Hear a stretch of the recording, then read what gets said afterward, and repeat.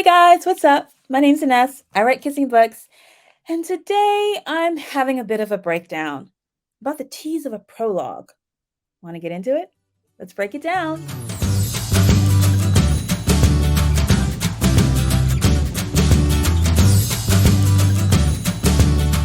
Now, a prologue is defined as a separate entry into a story.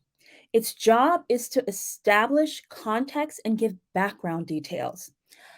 Do you hear sometimes readers talk about how they hate prologues and they confess to skipping it? I've heard this too.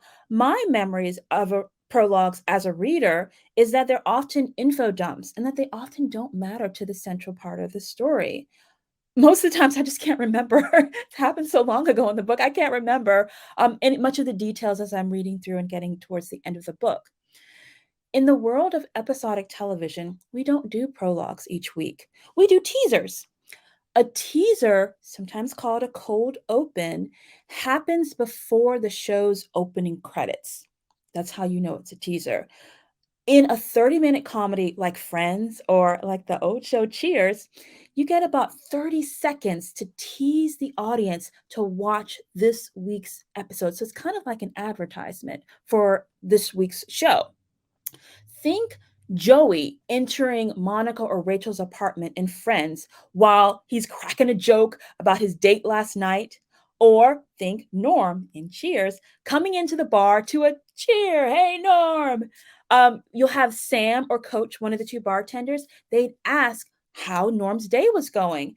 And Norm would deliver the perfect one line, self deprecating joke about his life.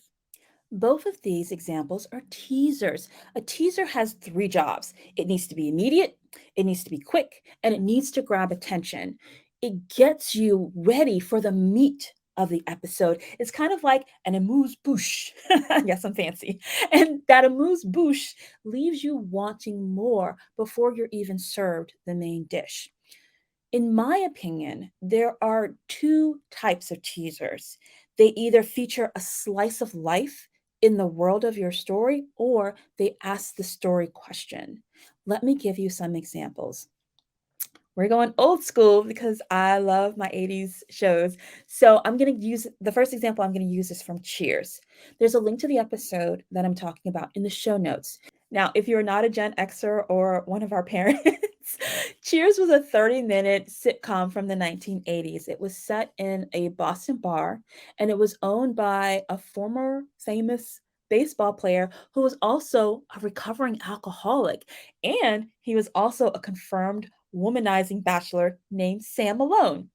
In this particular episode of Cheers that was titled Father Knows Last, Sam's date, the womanizer, remember, Sam's date cancels on him. So Sam pulls out his black book of phone numbers because he had to write them all down. They weren't in his phone. And when he pulls out this black book, it reminds viewers that Sam is a very desirable guy. He's a womanizer, he's a bachelor. And the lucky girl that he calls doesn't answer the phone. And he's told by the person that does answer the phone, her father, he's told that this girl is now in a convent. After a beat, Sam asks for the convent's phone number. Now, the episode is actually about the waitress in the bar whose name is Carla. Carla is visibly bursting with child, but she hasn't admitted that she's pregnant, and no one is brave enough to ask her. And this episode is about her finally admitting that she is, in fact, pregnant. It's not about Sam's prowess, but viewers have tuned in the past for Sam the Charmer. And this kind of teaser, which has nothing to do with the current episode's topic, it provides that slice of life of the world that we already know and enjoy. In particular, it reinforces the empathy, the connection that we feel to the lead character of the show, Sam Malone. For another example of a teaser, let's turn to one of my favorites, Buffy the Vampire Slayer, and the pilot episode, Welcome to the Hellmouth. The writers of Buffy the Vampire Slayer often use the teaser technique to introduce the new threat to the world of the Hellmouth, or Sunnydale, as it's more commonly known.